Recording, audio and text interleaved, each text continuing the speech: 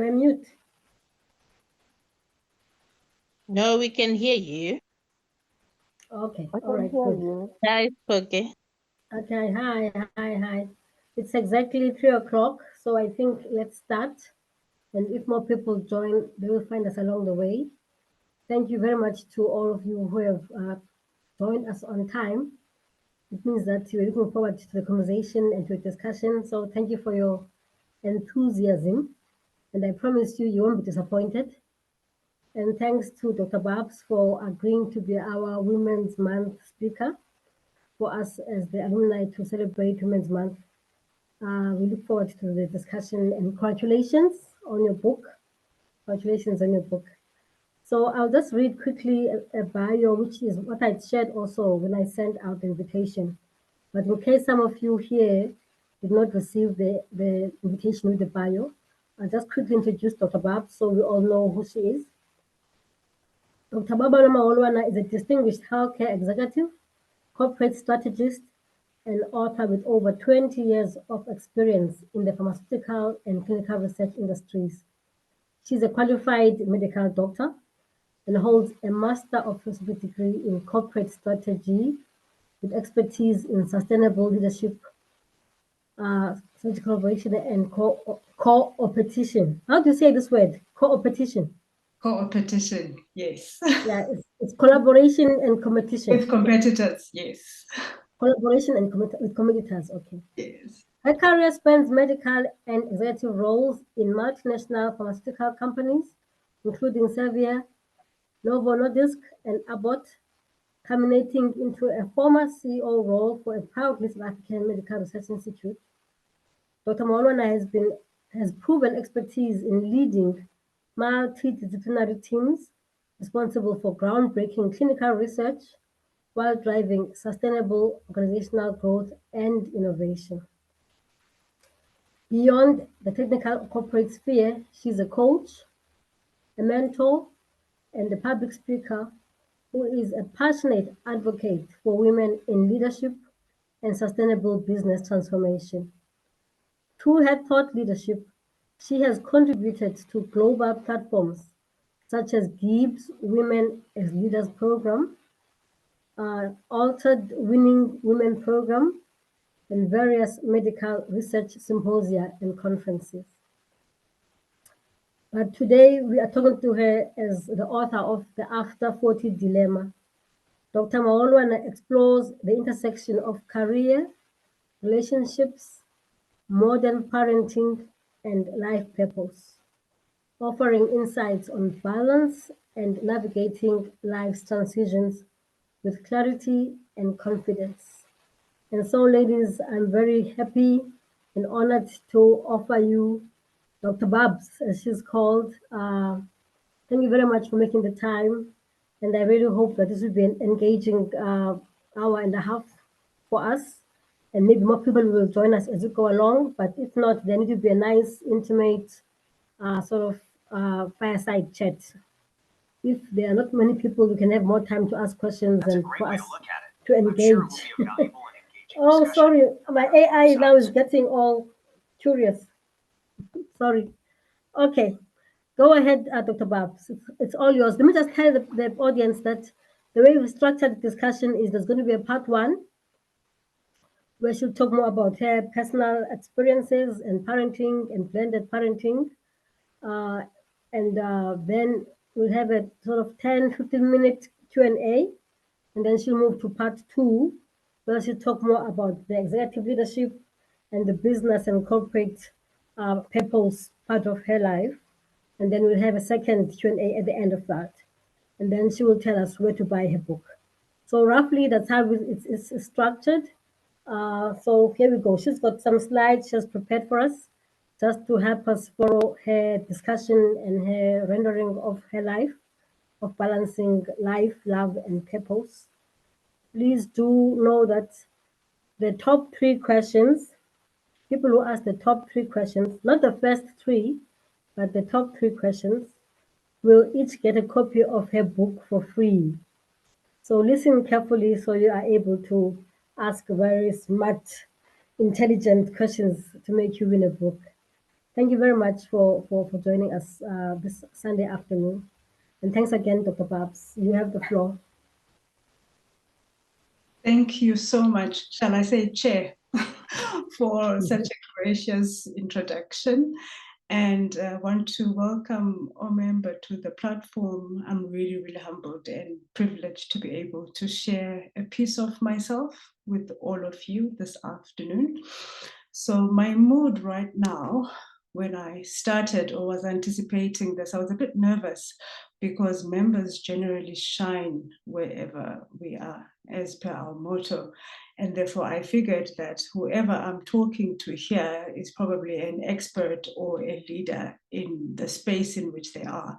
And maybe I'm not going to be able to impart any new knowledge. So that made me a bit nervous until I remembered that I would be in a circle of sisterhood, and that actually this is a safe space. And then I was torn between comparing what I was feeling to the anticipation of home go or the anticipation of school come. But whatever the case, I'm really, really pleased to be here. And I'm hoping that we can have a nice, intimate conversation and that you can be engaged. And please feel free to ask questions when the Q&A comes. And I will start with why, as per Simon Sinek's assertion, addressing the question of why I chose to write the story. This is a story that I chose to write in first-person narrative because I was actually talking to myself when I started writing. And although I had always loved writing, I started really just jotting down my thoughts in journaling format, trying to just unpack some of the complexities that I was facing so that I could actually simplify things in my mind and clarify my own thoughts and therefore map my decision-making process. And this is something that I started writing so long ago. And I'd always had the affinity to writing as the tool to help me think, but then also I think it is something of a gift that I'd always been drawn to, even as a child. Definitely, Enanda, I used to participate in a whole lot of different platforms to hone in the skill. So this is why I decided to write and share the story primarily. But more importantly, why this story? I recognize the power of storytelling, particularly women's stories.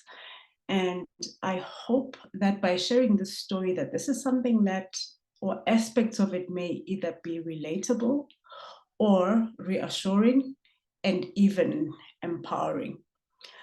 Just yesterday, I attended a Women's Mañana session where I was invited as guest speaker. And one of the questions that I was asked by the hostess was whether in writing this book, I ever felt like I was sharing too much, because it's a very raw book in terms of its honesty and in terms of its transparency.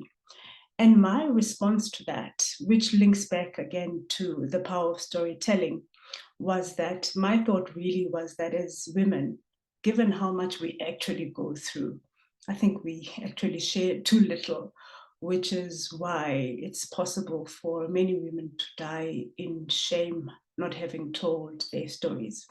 So I think in sharing, there's power in that. And particularly if we then look at some of the themes that I cover in the book, these are themes that I'm hoping by sharing, I begin to demystify certain things or certain issues that are generally stigmatized, such as issues relating to mental health and issues relating to women's health. So this is my why.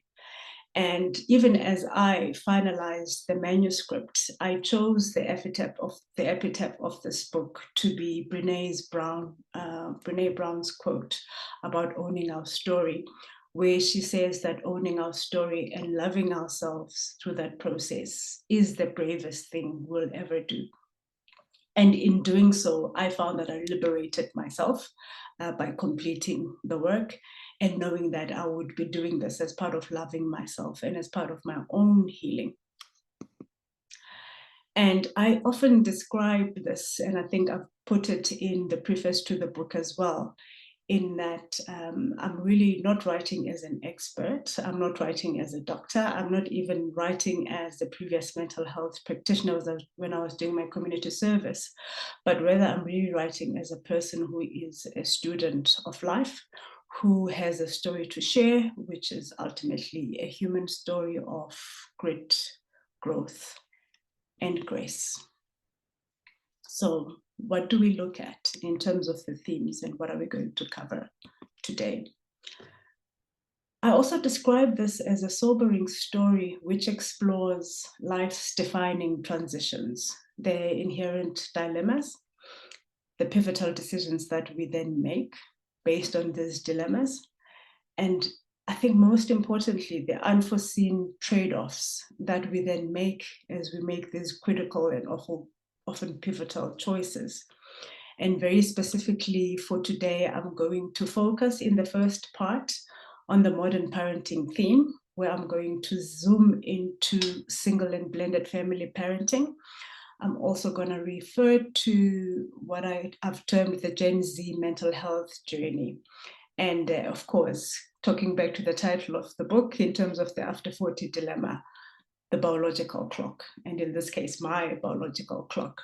And I've described in the back cover that this for me became a fierce race, trying to catch up with this. And then in the part 2, I'm going to look at work life in terms of career ambition and personal leadership, lifelong learning, and ultimately look at burnout recovery, because I am a survivor of burnout. And this is something that I share very openly in the book as well.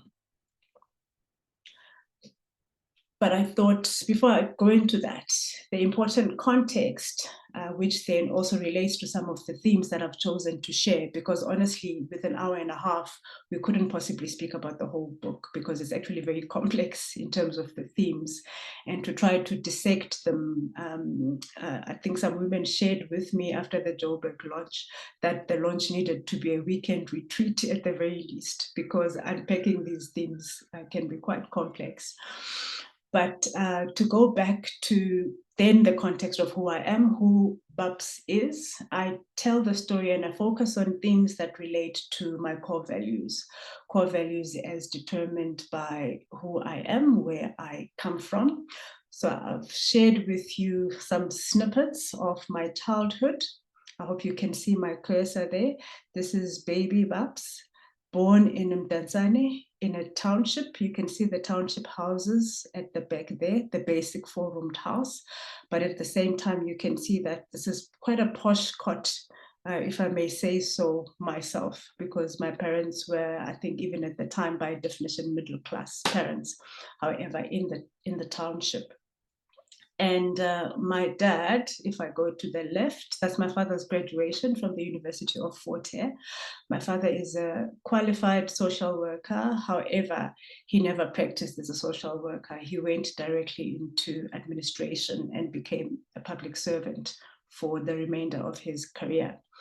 He was the first graduate in our village, Lower Guzangokwe, in the heart of Heu in Queenstown. That's his late younger brother. We used to call him Nadirlek. He was a teacher. Umakulu Umabongwe, that's my grandmother, who was born in 1906. She passed while I was still in university. One of the most important things to point out about Umakulu in her influence as a pioneer, her, my dad, and Udabs, is that Umakulu used to pride herself so much in having completed Standard 6 at the time. And my Dabs here on the right, Udabs Usmahle, was a nursing sister, and she asserted from a very young age that we were, my sister and I, Umandisa, that although she's a nursing sister, that we should become doctors. So that is where the seed was planted. I've also included a picture of my first flight. This was back in 1985. I was 8 years old, traveling with the same Dabs Mahle. We used to nickname her Steering because she really was the queen. She was the steering in our family, but also quite the pioneer. And that is myself and my cousin, Unati, very, very gallantly walking towards the SAA flight. This is when it used to be ISAA as well. And I'm highlighting this as formative people in my life. These are people who really centered me in some of my core values that I'll simply describe in 3 words. But before I move on, I'm that one. If you saw the full picture, I'm the one with the Asian knees there. And just to highlight the point that when I grew up, and I think most of us, this would have been the case, that at any point in time, there was an extended family in the household. So even if there's 3 or 4 of you in the nuclear family, there is no such thing in our families, because there would always be at least 10 children and you share everything. And hence, when I started on the executive leadership journey, I got the opportunity to really, really craft and coin my core values into just three words, not even a sentence, and that is my faith, family, and my call to service. Because I really, really believe in this quote by John C. Maxwell, that the core values then become those beliefs that we hold true, that authentically describe who we are. And I've also then chosen that to be my style of leadership. My brand is authentic leadership, and empowering then in terms of how I express myself in the working world. Also to highlight, I've spoken about the influence of the pioneers in my life, such as Udabs, Umakulu, and Udada. And then it would be no surprise that I ended up being Umemba, because this was a pioneering school. And this is a farewell message that I was called upon to write in 1993 at the end of my 5 years in Nanda. The class of 1993 was quite notorious. We were so notorious in that they decided, leadership school decided that there would be no prefects that were selected from us. That's how rotten to the core we were. And to the same vein, they also decided that we wouldn't have a matric dance because we didn't deserve it.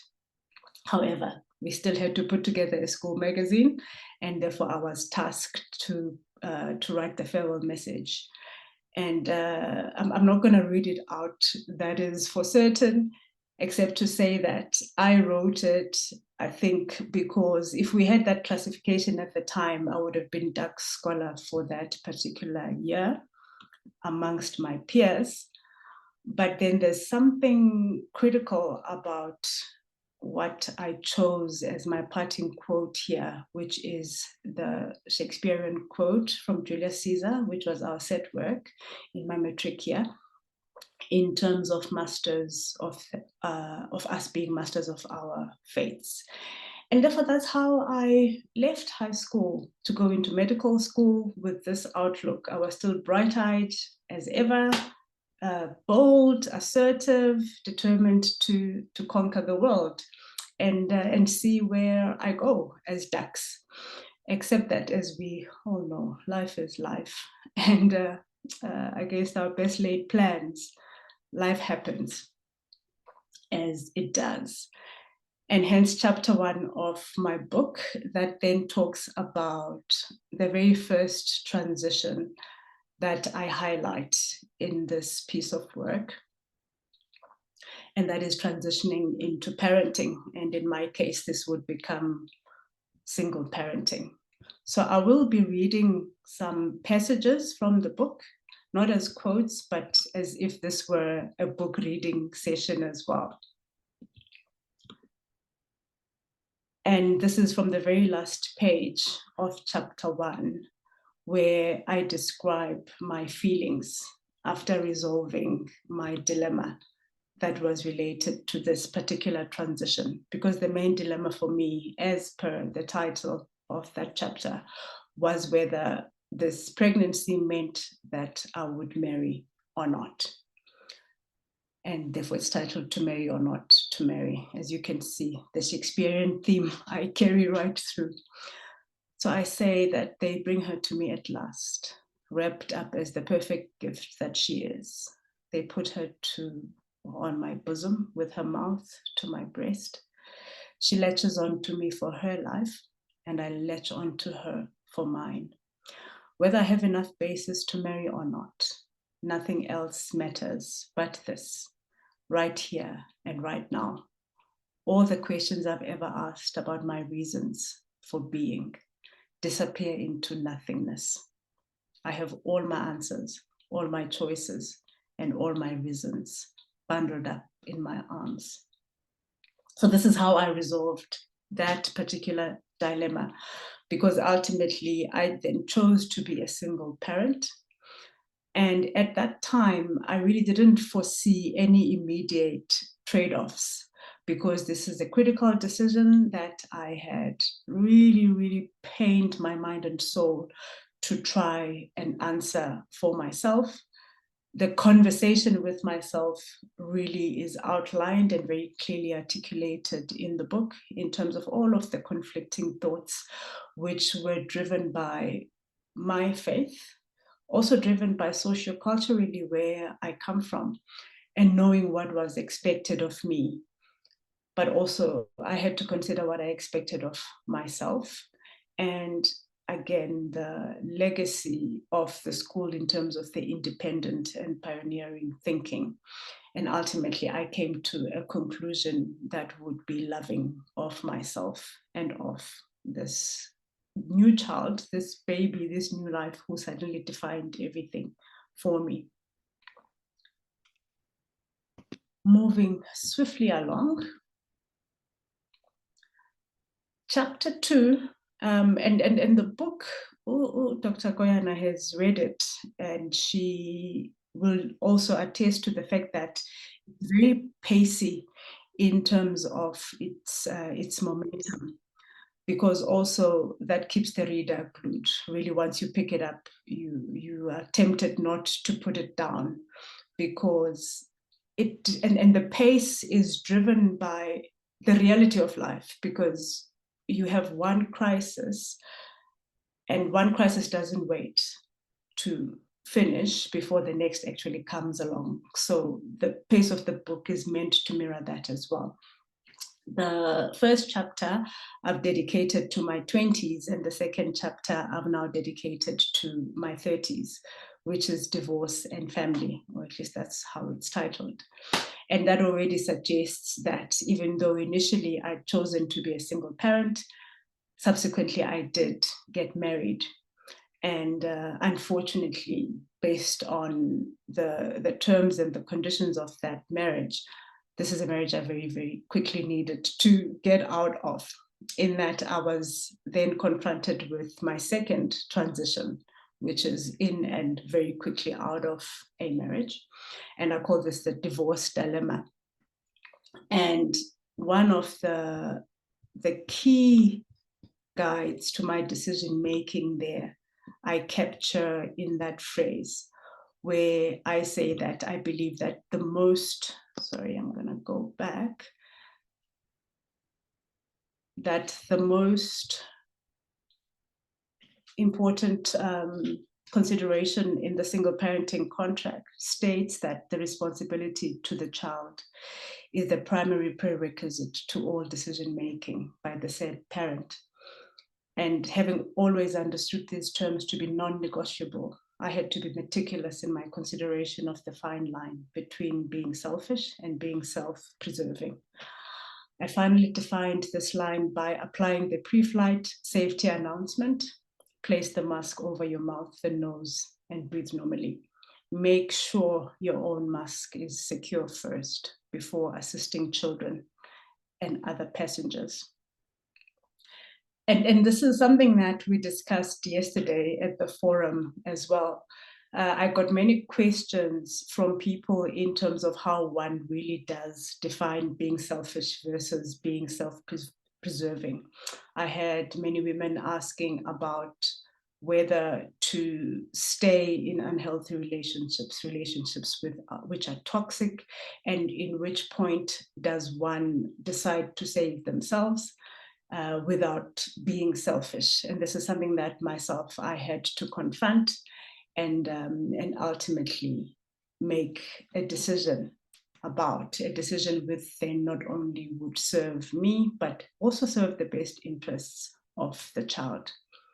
And this again, a transition and a dilemma and a choice that I had to make. And at this point in time, again, no immediate trade-off was seen. So if you recall from the beginning, I said I would look at what these transitions are. What are some of the dilemmas that I faced myself? What are some of the pivotal decisions or the choices that I made, and some of the trade-offs that were then consequent to those decisions?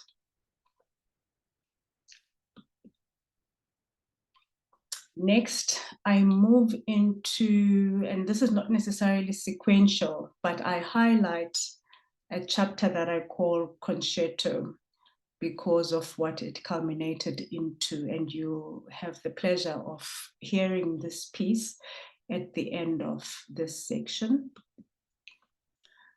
But starting with, again, a passage from the book, and I think this one is something that I know for sure many readers have testified to.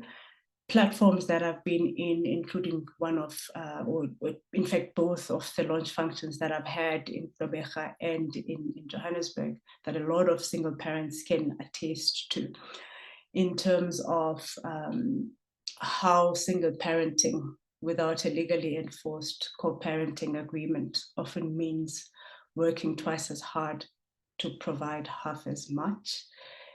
And I was thinking, even with myself, that if you think that the politics of working women have evolved much since the 1950s, think again. Because at that time, this transition happened at the same time in terms of me transitioning into my executive roles, at the same time as having a teenager in the house. So add to this complexities, add to this the complexities of being a corporate executive, a frequent traveler, and a single mother. Public participation, such as being a class mom or attending every recital, becomes a logistical impossibility. Meanwhile, the adolescent years demand deep, meaningful conversations that often clash with professional obligations. I have some anecdotes about this one in terms of how I was then beginning to navigate this, especially going into the executive role. I was asked at the Johannesburg launch about how I started to establish boundaries, or how I accepted for myself that I could actually establish boundaries so that I could balance all of these complex roles. And I shared the anecdote of how, when my daughter was both in middle or intermediate school and moving into high school, how I would, when I'm able, to attend a sports event in the afternoon or a recital, always find Sim Shabalala, the group CEO of Standard Bank, attending every single one. And I would ask myself, then Babs, who do you think you are, that you won't be able to show up for your child? You're not even a group CEO of a major bank. And I think that's how I gave myself permission to say, actually, I can do this. I just need to define my boundaries more clearly. And in fact, what I crafted was a routine that looked at what I had. Somebody asked earlier who had joined where I stay, and people who live in Joburg know that Fourways has a demon called traffic. And I took this as something that I could use, got out of the house religiously by 6:15 a.m., which then meant at some point I had to become a 4:30 a.m. so that I could leave the house by 6:15, drop off my daughter at her school by about 1:45 at the very latest, and be at the office definitely before 7. But what that also gave us, when I took this decision, I actually took her out of the school transport, and I reassured her that this is something that I was going to be able to sustain, and therefore she was going to be my accountability partner in this. and making sure that I stayed committed.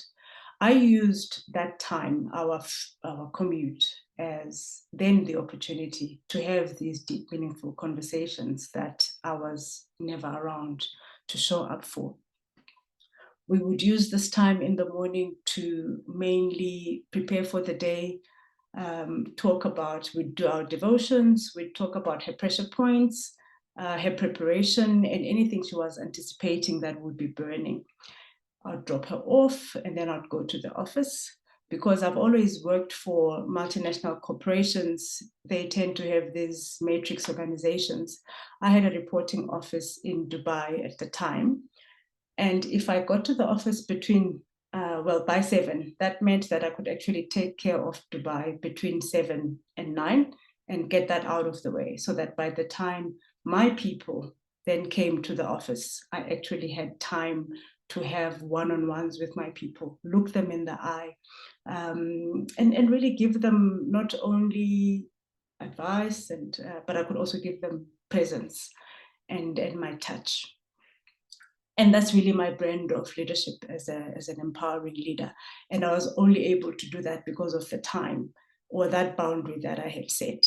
Because then in addition to that, another boundary was very clear in terms of when I took meetings in the office. And that meetings would then only follow these times that are critical for important decision-making, creative thinking, time with my people, and then all the other routine stuff would fall after 12. And at the same time, I also established in the workplace, including with my Dubai and other regional colleagues, that I do not take meetings after 3, even though I will remain available, especially in the evenings. But there was a critical time that I would not be available between 3 and 6, simply because then by 3:30, I needed to leave the office, pick up my daughter so that we can have our debriefing time, and just try to counter, because these little ones have so much influence, and never mind social media. It's influence, it's the peer pressure, and as a parent, you've got so little time to, and so little market share actually in your child's sphere of influence. And I had to use that time, and therefore I had to protect it. And like I already mentioned, then in the evening, I would be available to finish the rest of my work, and be able to then plan for the next day. So that's how I was able to at least resolve a little bit of that dilemma and craft a structure that was bound very, very clearly and communicated to all of my stakeholders. And that was the best I could do before the next transition came up, which then brought the next dilemma. And this is both reassuring and I think baffling at the same time. But I don't know the demographic of members who are here, but I am testament to the fact that there is love after 40, that it's possible to find this. I don't know how romantic all of us are, but I'm a romantic at heart, and I believe in love so strongly. And I was always open that one day I could and would meet that person that would help me to look at things differently. And very quickly, so this was now 2018, so I've just gotten into my 40s. I turned 41, and I met an amazing man. And we had very clear intentions in terms of what we were doing, and we were going to be building a blended family. And we had every good motive, every pure intention in terms of building this, except that maybe we were not empowered or equipped in terms of what this actually entailed, because we would then discover a few things, and I've highlighted one of them here, and that is the sad truth being that every blended family is planted on the burial ground of grief. a deep loss of family and belonging. And this is just about the children involved. I wish I had understood this earlier. I could have been more purposeful in carving out time for Pinky, balancing our biological family time with the demands of blending. I wish I had known to give Pinky the space to ask the hard questions, to support her in making sense of her emotions and her healing process. I should have realized she might not have the capacity to express her pain as she lived through it.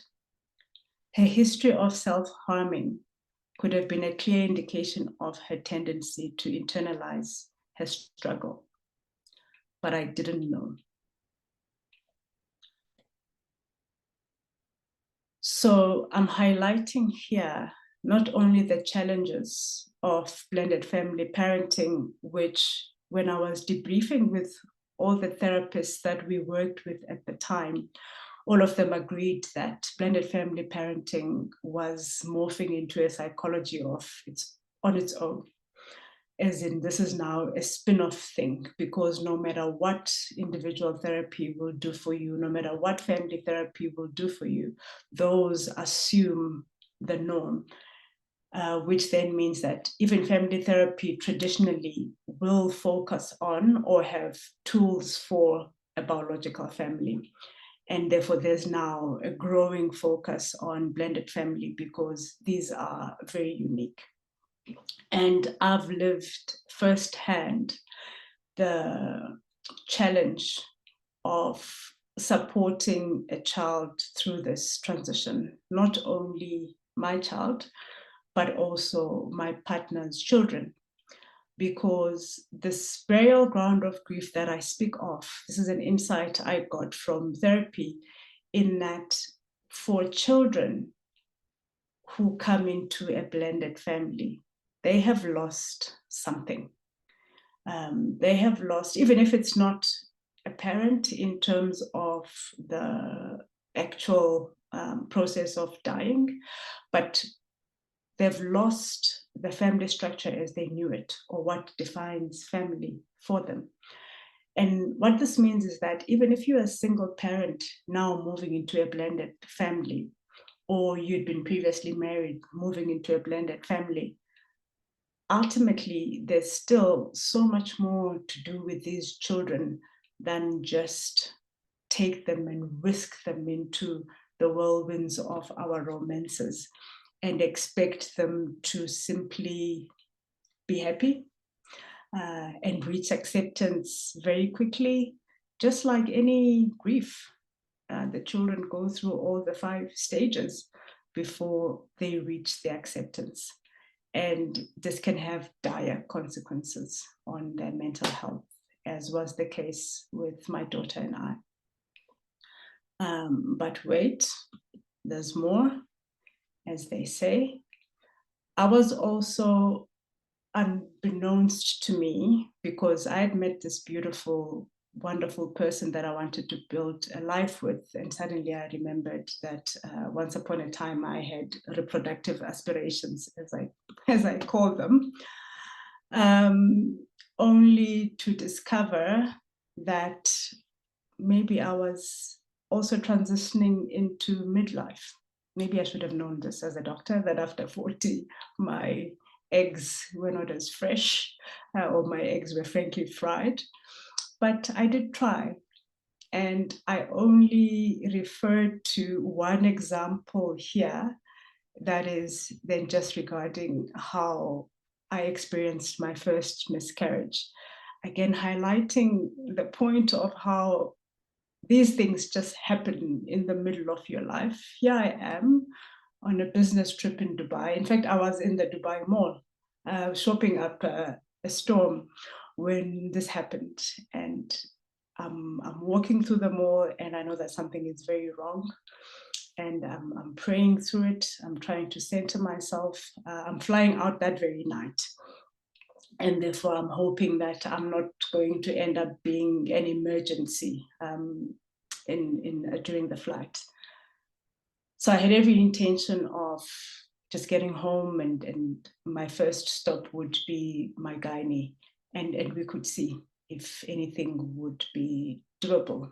And I think at this time I was about 8 weeks pregnant.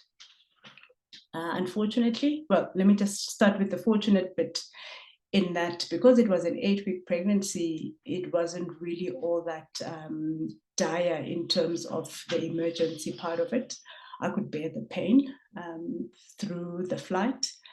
And when I got home, my first stop was my gynae, and there really wasn't anything that we could do or that she could do. But if you look at the second part of that sentence, it just so happened that my gynae's offices were across the street from my office. And literally, I went from her office and then just crossed the street into my office, and I carried on with life as I normally do in my executive life. I didn't even take a day off until, because this happened in November, I said to myself, you're taking leave in December anyway, and in any event, you can always cry later. And this is something that would be maladaptive, and something that I would not do only in this instance, but even with subsequent miscarriages, in terms of just being a stoic through it. I have to describe just how lonely an experience it is, because sometimes you don't know who to tell, you don't know who to bring into it, not because you don't have any safe people or any safe spaces, but for some reason, miscarriage is there's so much stigma around it. This is not something that we talk about broadly, openly. And I think that's really driven by the shame of it. Again, I don't know where the shame comes from. But here was I, having experienced this and repeatedly promising myself a cry and never really taking time to recover, carrying on with life as normal in terms of the whirlwind romance, the whirlwind blended family, and my high-flying, jet-setting job.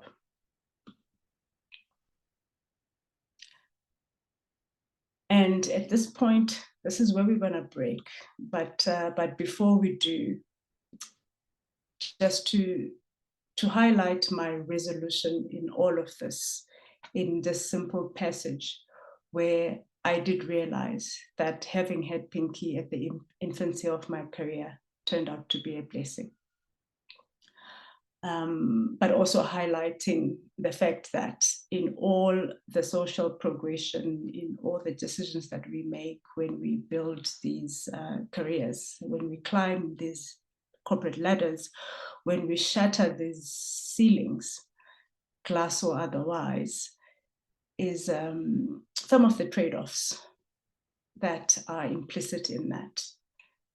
And that's where I decided, and that's why I decided to just start with this first session before we then break for some deliberation, some reflection, and some brief discussion. But before I do, the preamble to this video is also described very clearly in the book.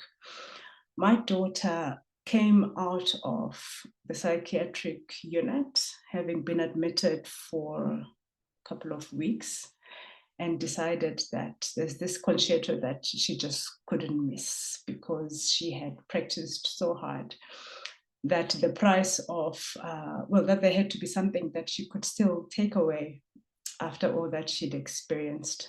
It's not very long, but I want you to have a listen, and then I'm going to hand over to our chair just to take us through a couple of questions. I really look forward to your engagement.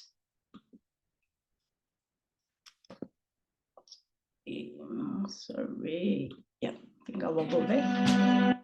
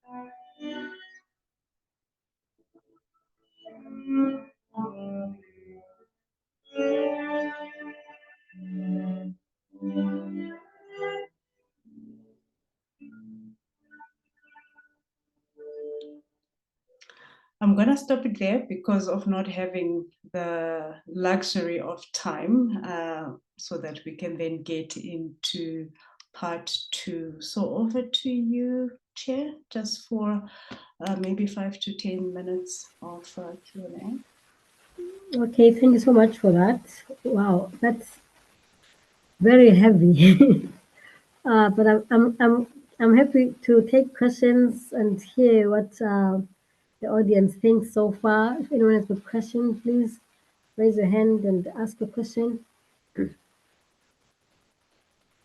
Perhaps you are able to unmute them, right? Or do they unmute themselves? We can unmute ourselves. Okay, then. Anyone with a question? I can't see hands here on my side. Can I, from my side, Go Chair? ahead. Go ahead, Kanya. I can't see hands. I don't know why. Go ahead. Yeah, me too. I can raise one. But I want to say thank you to Dr. Babs. Really, it's enlightening, especially the people that are journeying through the industry. And I wanted to just check with her because she speaks about the definition of boundaries, where she started, maybe as she reflects, and then she gets to a point now after finding love where sort of these boundaries have shifted. Because when she spoke about the boundaries, I was like, yay, because this is what most of us fail to do in the world of work when pressures and the demands are there, where you want to be seen as this success and availability, you are available at any time. To say what shifted then later on in life that she opened herself up, what were these things that were playing in her mind at that stage? That's all. Thank you. Okay, thanks, Kanya. I also see Toko's hand. I think let's just take the 2 questions and then those were the only 2 questions for that break. We'll go on to part 2 and then we can take more questions at the end, just in the interest of time. So go ahead, Toko, please ask your question as well. Hi, good afternoon, members. I just would like to ask Dr. Babs, looking back, if you could turn the hands of time, what is it that you would advise people to do differently in terms of the focusing on your career, your family? What is it that you would do differently if you look back? Thank you. Okay, Dr. Babs, go ahead and try and answer both questions for us. Thank you. Okay, so I'm going to try to answer the first one very quickly. Just in terms of boundaries and shifting seasons and shifting priorities, because that's how I'm hearing it. I think I'm going to say that it's fortunate that as I grew and as I understand myself better, and as I've become more self-aware, one of the things that I've now come to understand better is that there's many seasons, and the seasons shift, and one's priorities are not stagnant over time. And this relates maybe back to the title of the book, being the After-40 dilemma, in that at this age, one of the best gifts that this age gave me was really to get over myself, and to get over every FOMO, every wondering what people think about me, and really try to get to know myself, to get to know the core of who I am. And I think that's what opened me up. And this didn't happen by accident. I was fortunate to actually go through a self-discovery process, which came through an executive development program. And I'd gone through this 360 and was able to debrief with an industrial psychologist the critical question of how I was showing up. And this really helped me, not only at home, but also in the workplace. And ultimately, I did open myself up to love. But then what that meant was that in opening myself up, that the priorities were going to change, because this was now a different season. And therefore, those boundaries were going to change, and they were very tricky. And I think that's why, because I went in so ill-equipped, particularly then in my understanding of the blended family needs, those boundaries in terms of protecting the biological family time, this is not something that I understood before I moved into this relationship, into this building, this blended family. And all these insights are unfortunately insights that I only have in hindsight. But it still wasn't too late in terms of my ability to then journey with my daughter, but then also in my ability as a person, but also as a leader, to then look at boundaries more closely, according to the season, according to the priorities, and according to all of my different stakeholders and the different roles that I'm being called to. So very quickly, Toko's question, I try to live without regret. And that's one of the reasons that I wrote the book, because I believe that there's really lessons and learnings in everything that we do, especially where we fail. In fact, there's more growth that comes from failure. So actually, I wouldn't do anything differently, because one of the reasons, again, for sharing the story is that in the book, in the end, everything actually works out.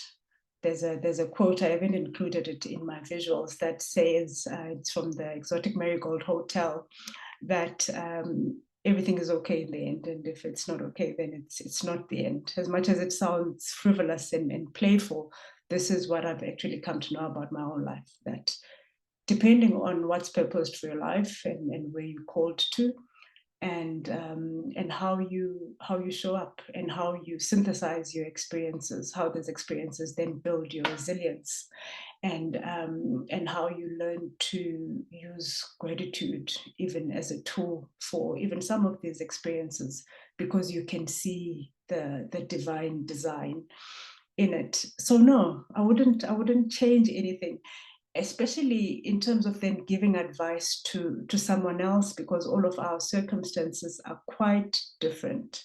So I would say self-awareness is everything in terms of understanding who you are, because then that helps you to show up as you meant to. Understanding a little bit about your purpose maybe could be helpful. And I try to debunk the definition of purpose into the center of your unique core values, unique gifts, and unique life experiences. But somewhere in there, there's your purpose, or therein it lies. So I would say know thyself, because that's going to help you to prioritize and to keep centering you back, even in your decision making. I've come to now appreciate my core values really as my North Star, whatever the transition I meet, whatever the dilemma I face, and that guides me in my decision making, and that hasn't failed me yet. Okay. Okay, thank you very much. Thanks for those very insightful responses to those very tricky questions. So, Dr. Babs, let's continue to part 2. Looking at the time, we only have about 35 minutes left. So I would say maybe try and take us through it until 1:15, which gives you 20 minutes, and then there'll be 10 minutes for questions after that. Right, so we soldier on, and they're going to say in 15 minutes, we're only in chapter 3. But I'm going to ask us to reflect. This part actually moves quite quickly, and that's why I decided to do the heavy part first. And it really focuses on the lifelong learning and career building. But just some insights that I want to share about things that really surprised me in my journey. Remember, I qualified as a doctor, but how my career then unfolded, I found that most of the opportunities I'd been afforded had very little to do with my volition or vocation. And for the most part, I was hungry to challenge myself and refused to believe there was any skill that I could not learn. My only strategy was to remain open to every possibility, success, failure, and the learning that came with both. And even when I started participating in these executive education forums, particularly at Gibbs, I would speak to the growth mindset, how this enabled me to just get over myself, even as a doctor. And I'm not going to label how doctors normally are, but I opened myself up to unlearning and to recognize that I actually didn't know everything, and there was really so much more that I could learn. And hence I even had a stint in marketing, and so much fun defining which blue is warm, which blue is calm, etc. So I just kept on challenging myself.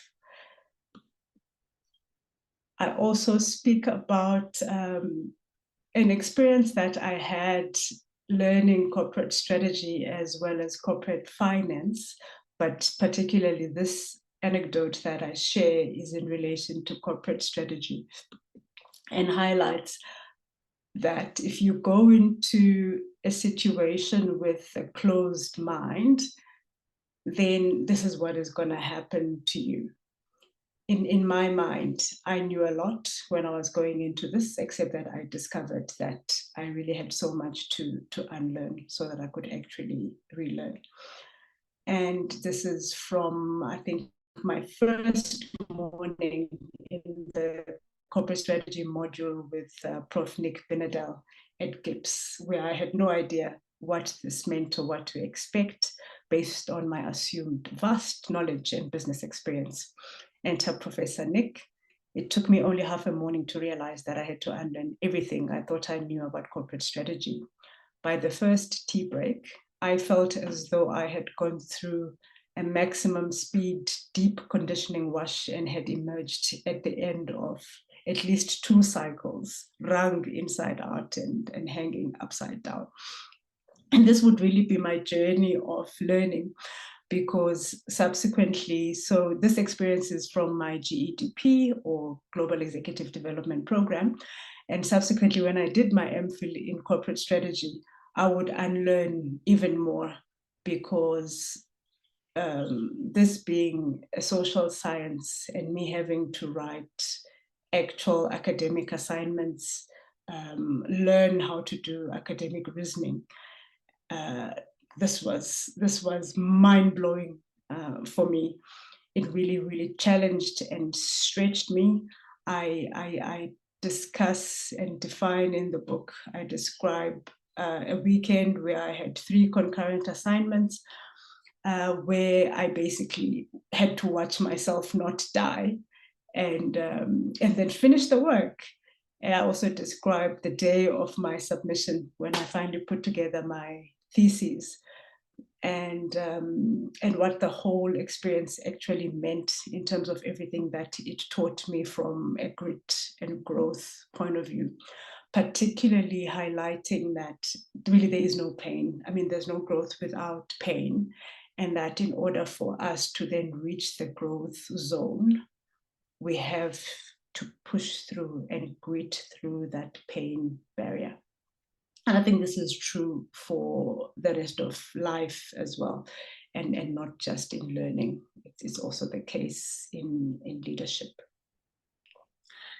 And the last thing that I actually want to work through, as much as I said this would not be so heavy, is that, I mean, given the questions also, particularly with respect to boundaries and now this new routine, one of the key decisions I needed to make, and this was a hard one because of the independence and the pioneering spirit, that ultimately I had to realize at some point that I couldn't have it all at the same time and all at once, and that something was going to have to give. Unfortunately, it was too little too late, because by the time I suffered from burnout, I was actually in the middle of my sabbatical, because I had to make the decision to take an academic sabbatical, which in my then role actually meant just stepping aside and taking a break from work, to which my mom, wide-eyed, reacted, what does this mean? I don't know what an academic sabbatical means. Does this mean you're becoming a housewife? So this really was to not only her disappointment, but to her befuddlement as well, as would have been the case for, I suppose, all progressive women who then don't understand what a sabbatical means. Yeah, so I describe a scene where I was driving at 4:30 a.m., driving myself to an emergency unit, because I knew that that unit always had a psychiatrist on call. And I had literally reached the end of my rope. And fortunately, I realized this, I recognized this. So I recognized when I needed the help. And I checked myself in. I got to the ER, and very quickly, because this was a general ER, they very quickly realized that they needed to refer me to one of these programs where you sit for a minimum of 3 weeks in terms of the intensive therapy that I needed to go through at that time.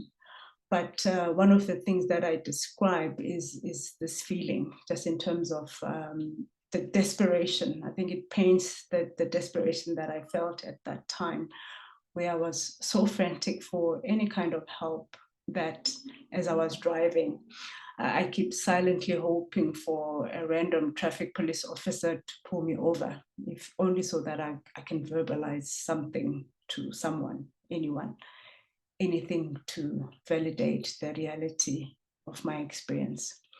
And every cell in my body at this time is screaming. So that was my experience with burnout. I checked myself in, and I didn't stay a full 3 weeks, but I was fortunate to be, because they divide the weeks into different themes. And I think when I was in the hospital, the focus was relationships week. And given so many tools in terms of tools that actually really spoke to my critical dilemmas, issues that spoke to loving blended family, children, or stepchildren, as it were. I don't believe people come in steps or in halves, so I don't use that terminology. So it really, really enlightened me about blended family parenting, empowered me in terms of boundaries. And actually that's where my work, intense work in understanding boundaries began. And really the three, and I just want to point out these three so that I can give us again more time for more questions, is that the key strategies or the key tactics that I had used in terms of then recovering from this was firstly the seeking the professional help, which is understanding when the time is critical and there's no amount of doctoring yourself that that you can do, and you go ahead and you seek the help that's needed. And then secondly, this helped me to really redefine what self-care means, because when we talk self-care, it's such a loose term that it can mean different things to people. So this was the first time then that I was looking at my holistic well-being. So my physical health, in terms of my physical routines, my emotional health, my psychological health in terms of ongoing therapy.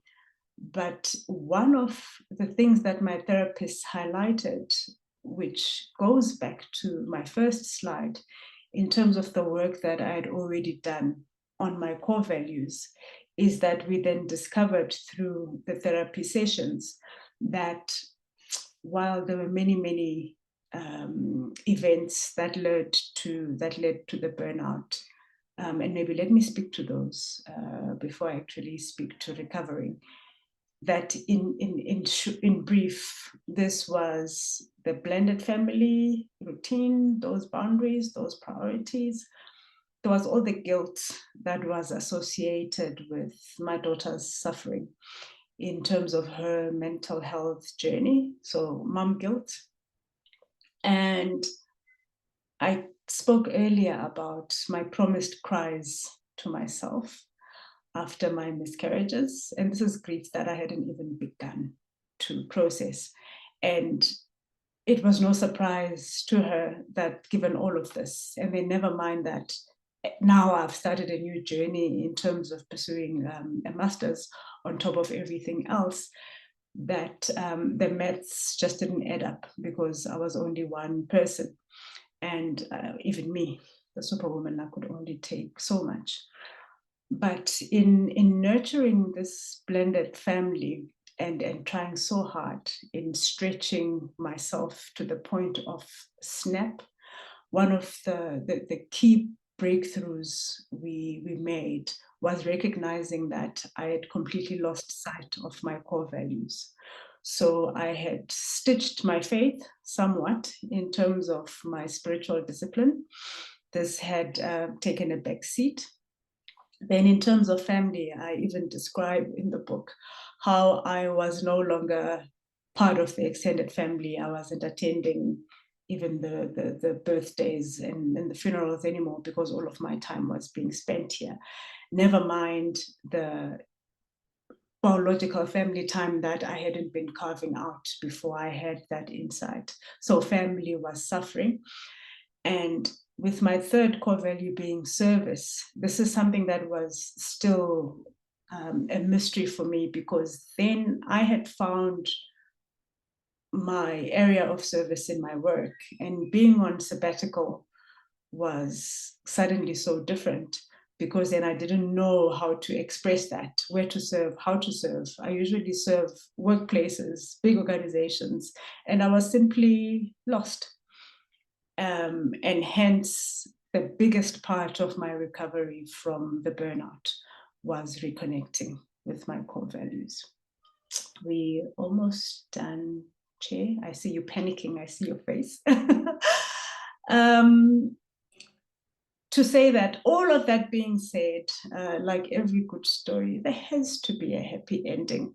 So what I want to share here in this, my penultimate slide, is a film, short film, very, very short, like 2 minutes that my daughter put together when she got her results, the results of her, she's recently graduated in April, so we got her results in December.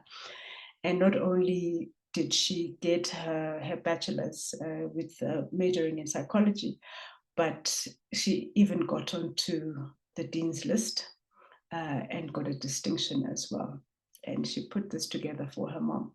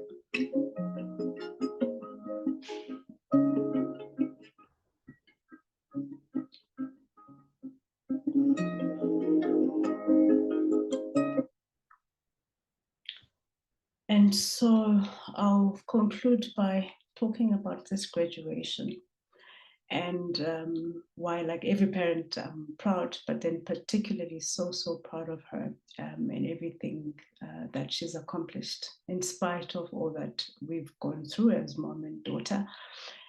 That the road to graduation took no less than, I can't even count the number of what I used to call catching trips, where in the middle of her exams or preparing for her exams, I would need to go and catch her because she's admitted again, she's in hospital, she's not coping.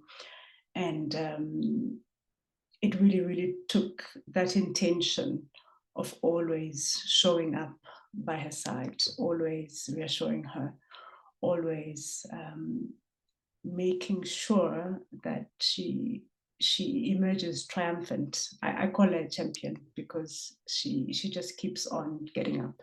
Doesn't matter what life has thrown and what her mental health challenges have thrown at her.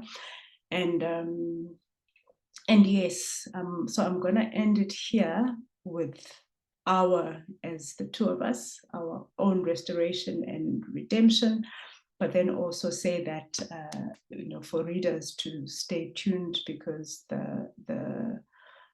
there's really much more in terms of the description in the book and how we journeyed and got to that point. The call to action, Chair, do we do it now where we talk about where to find the book, or do we do it after the Q&A? Well, I think let's just tell everyone where to find the book, then we'll go to Q&A very quickly.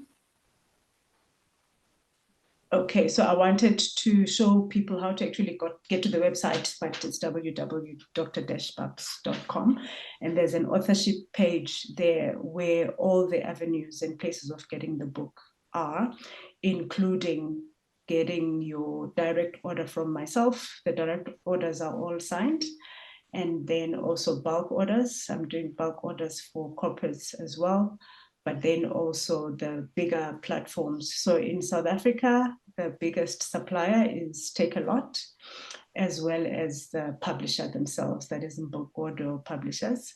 And then internationally, I'm using Amazon as well as Barnes and Noble in the US. So I wanted to show you what the web page looks like, but again, it's something that we can share in the WhatsApp group again. Okay, thank you so much. Thank you so much, Dr. Babs. It's a lovely photo of you and the daughter there. Thank you very much for sharing your story. I will take a few more questions. We do have 15 more minutes, but I just wanted to say thank you for your vulnerability, because in the book you do write about all those difficult topics, the miscarriages, the falling in love after 40, and that roller coaster, the love and disappointments, and your mental health and the daughter's mental health. But through it all, the love and support of the family and your determination to succeed. And after you found yourself, I'd say, I think it looks like you found a new self, or a new version of yourself after that executive program. You became a very different kind of leader, more purposeful. So thanks for sharing all of that with us. Let me just say, besides this beautiful photo of you and your daughter, the actual book ends on a wedding day. That's all I'm going to say. So to let people get to the real copy, they must buy and see how the book ends on a wedding day. I We'll think take I some should. questions. I think I should show them the size of the ring, as well. So there is that as well, besides the accomplishments of your daughter, but also in your own personal romance as a romantic, since you described yourself as such. At the end, you do get that kind of fulfillment that you wanted. So, are there any questions? I do have a question. Just as a writer, because I also have a new book I just published. As a writer, what was your writing process throughout this exercise, and what kind of decisions were you making as you're writing the book?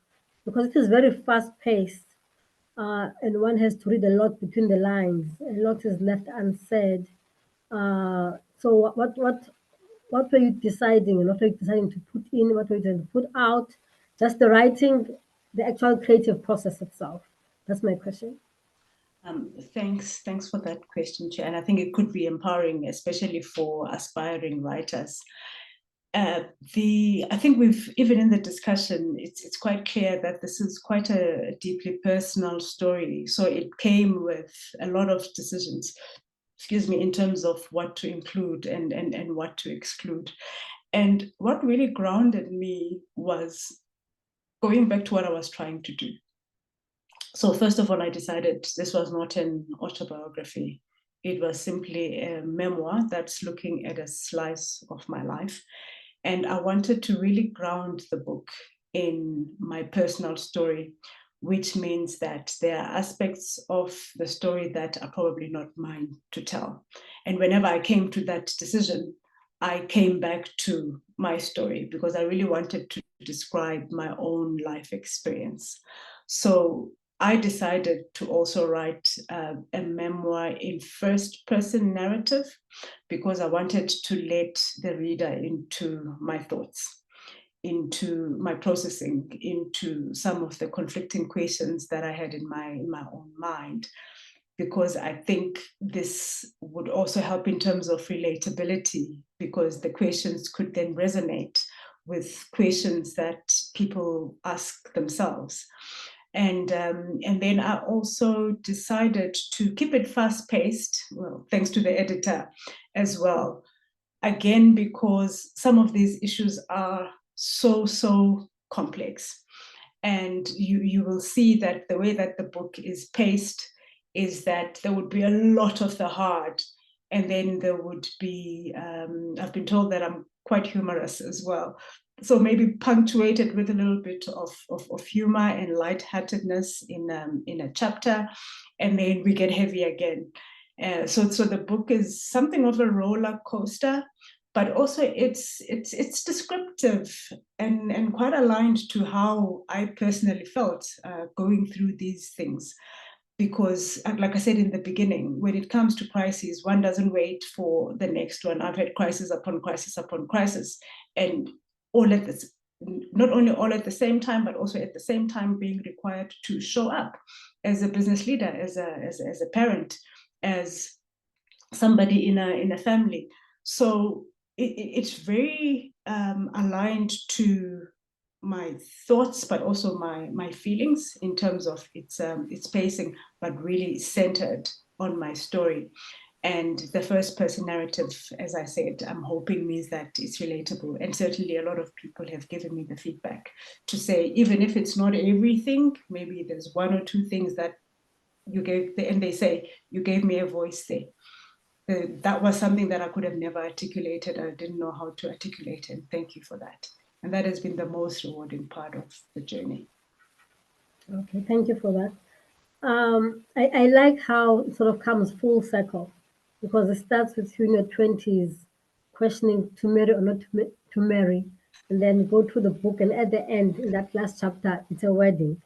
So sort of after all of those 20 years that you talk about, between when you had your child and when you get married, at the end it comes back to answering that question of whether to marry or not. I also like, actually, when I first started reading the book, I was a bit thrown aback because it felt like I was reading a Jane Austen book. The language itself felt like Old English. So I was reading this book and thinking, how can Dr. Babs writing like Jane Austen? And I actually had to open my dictionary twice. I had to Google two words within like first 10 minutes because they were words I had not even heard of before. So I just thought it was really very well written, very good control of the English language, which I did not expect. Maybe that's why I was so taken aback, because you're a medical doctor. So I didn't expect to have this very rigorous sort of English control of the language. And I'd assumed, because you're not a person in the humanities, in my head, that it would be more of a scientific sort of kind of story, but it was very much a human-centered story. And I don't want to hold the floor, but let me just say one more thing. I was really surprised in that first chapter at how beautifully you describe, and that's where I saw the balance of you being a scientist and also being in the humanities, social sciences, in that you describe you had a C-section, so you're describing how you're looking at yourself giving birth as a doctor. You can see them cutting, and they think that they're cutting the epidermis, they're cutting, there's so much fat. You're seeing the layers of your own skin because you're watching the C-section as a medical doctor. And then when the baby is born, suddenly now you are a normal mom, excited at the gift of life, and all the medical stuff is thrown through the window, and you now become a real person. It was just a very nice way to balance that throughout the book, I think, throughout the story. Okay, then, Blanche, please ask your question. Go ahead. Good afternoon, everybody. I don't know why this thing is reaching me as Blanche, but it is your Lisa. Congratulations, Babs. I've got two hard questions. The first one, do you think that because we went to a girls' school, I'm suspecting all of us on this call are old Inanda girls, and I think the intention behind it was very, very good. But I also find that the bar and the standards were set so high, and most of us on this call have lived up with what I would define as the parents' expectation. Because remember, at that time it was 200 rands a quarter And that is I can't even remember actually. No, it wasn't 200 rands a quarter. I think it was 800 rands a quarter. At that time, that is a heck of a lot of money in our times. But I think most of us have lived to that expectation by the parents and the definition of success by society. However, the world looks different. And I wonder if that in some unintentional way have probably sent us into some sort of spiral of am I living up to those values and virtues of being an Inanda girl? That's number one. And I, by the way, have taken my boys to a monolithic school. They went to a boys' school, and the little one is still in a boys' college. How do you, or how have you, for your code, redefine those expectations between a child and a parent? Because these kids are certainly different from us. Nothing is straightforward with them. I could tell my own story about my boy who spent 5 years in Germany playing soccer, but right now soccer didn't work out for him and he's had to pivot. And the journey of saying to this child, it's okay, it's not a failure, to a point where you have to wake up every morning and go see if he has not fallen into some depression, feel if he's breathing. But I really went to a deep, dark place and I realized that just maybe it's time to redefine success for whatever it means. But just as a question, could it be that the good intentions of being in schools like ours, where the bar is really, really high, could also be a setup unintentionally for failure? It is a hard question, as you preambled. But yeah, I do have, and I think I do even go into the book a little, into it in the book a little bit, especially in the first chapter. And in the first chapter, I do refer to specifically being a member and what that meant in that decision of marrying and not marrying, and understanding what was expected of me, because I was trying to view it in the success definition, which is the traditional one, and therefore this was an epic failure. In fact, in Xhosa, or in where I come from, when you have an unexpected pregnancy as a single person, it's called a fall. And I had to live with those tattoos and try to reconcile those things in my own head. And yet at the same time, I was so grateful for Inanda's influence in terms of the independent thinking and setting me up as a pioneer and setting me apart from the rhetoric and the norm. I came out of Nanda truly believing that I was special and we are special. And I think that carried me for as long as it needed me to. As long as I needed it to, in terms of those critical moments and those transitions. But I tend to agree with you to a point, and maybe it's not just Inanda. This is probably a generational thing in terms of what success meant for our generation versus the Gen Zs, and we see this in their mental health journeys. We see this in how they approach life, and these guys are digital natives, and therefore their outlook will be vastly different. But I think maybe that even that is all the more reason for us to set them up with the higher bar as possible, because they are global citizens. So I don't think there's an easy way to answer the question.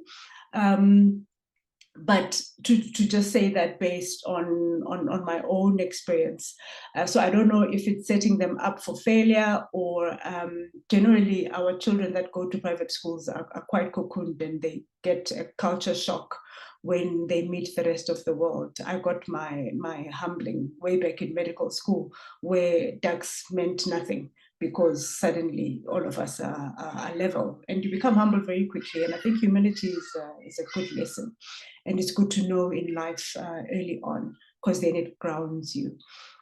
So I think there's both answers to that question in terms of the good and the bad. And I want to labor Spogazi's recognition of my humanities hat. In humanities, particularly in the social constructionist philosophical paradigm, everything depends. There is no cutthroat, black-white answer to that, because even success and the definition thereof for a person in life, I think, is fluid in any event.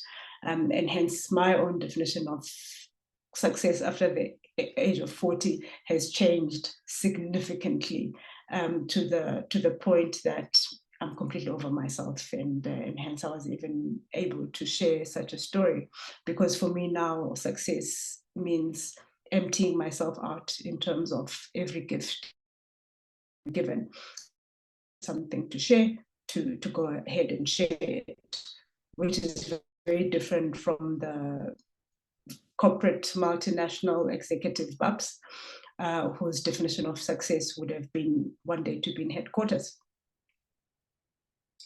I hope that helps.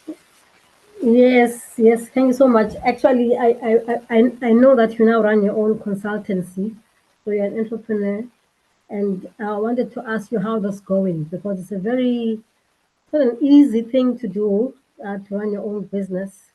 So, just out of curiosity, when did you start that business and how is it going? And that's the last question. And I think all our three participants who asked questions, there were only three, will each get a copy of a free book, right? Did we make a note of, because then we make a note of who asked the questions, so that Yes, we can contact them. it's Mamkanya, Toko, and it says Blanche, but she says she's Yolisa. Okay, all right. So those three are the questions. And as much as obviously it's not in the book because it happened after the book, that is my last transition, in terms of recency, my transition out of corporate into my own business. And it's the scariest thing I've ever done, to be honest. I've had seasoned women like yourself who've said, if you're tempted to go back, just call us because we know just how hard it is. So I do rely on a circle of sisterhood and mentors of people who've done it, and especially people who've been in the multinational companies, because then it's really, really different in terms of how things work. And it's hard. I cannot emphasize just how hard it is. But because it's purpose, it's so meaningful and it is so rewarding, because then every client matters. Every bit of delivery matters. Every new skill that you learn matters, because then suddenly you don't have armies of teams working with you. You have to build from the ground up. I've also found that every little bit of experience that I've gone through has actually counted in terms of getting me here. And I also have had to rely on what I call destiny helpers, because there are people who just pop out of nowhere and offer to help, and that's been so rewarding as well. Okay, thank you. I'm glad you're really enjoying it, and that, I think, captures it very well. This sort of niche consultancies that we run, it is exactly like that. Thank you, ladies. Thank you very much for joining us. So, all the three ladies who asked questions will each get a copy. I guess they'll have to maybe email. How do we do it? Do they send me a message, or will you give them your cell number? Then they can talk to you directly, maybe. Okay, all right, that's fine, and I'm happy to share that here, because we are on the platform anyway. So I'm on 082-315-8980. And then we can just have a conversation on WhatsApp. And my number also is on the WhatsApp group, because I am part of the group. So you'll find it. In our 2020 fundraising group. Our 2020. There as well. Yeah. Otherwise, if you need to, you can always ask me and I will send it to you. I also do have the number. Perfect. Thank you very much, ladies. This was very informative, very, very heavy, but also at the same time very, useful. Life is heavy. It's not always light. So it is good to have these tough conversations and to keep us going, I think, on our own paths, to keep us energized, knowing that it's not just you who's going through a difficult dilemma. that every other woman has got their own dilemmas at every stage, at every stage, at every stage. I look forward to your book about the dilemma after 50. The sequel, everybody's asking for the sequel. We have to wait a few more years, but I look forward to that because then it will include a bit more of your entrepreneurial journey as well, Definitely. and your actual married life. Indeed. And the Yes, new blended family. and the new Bennett family.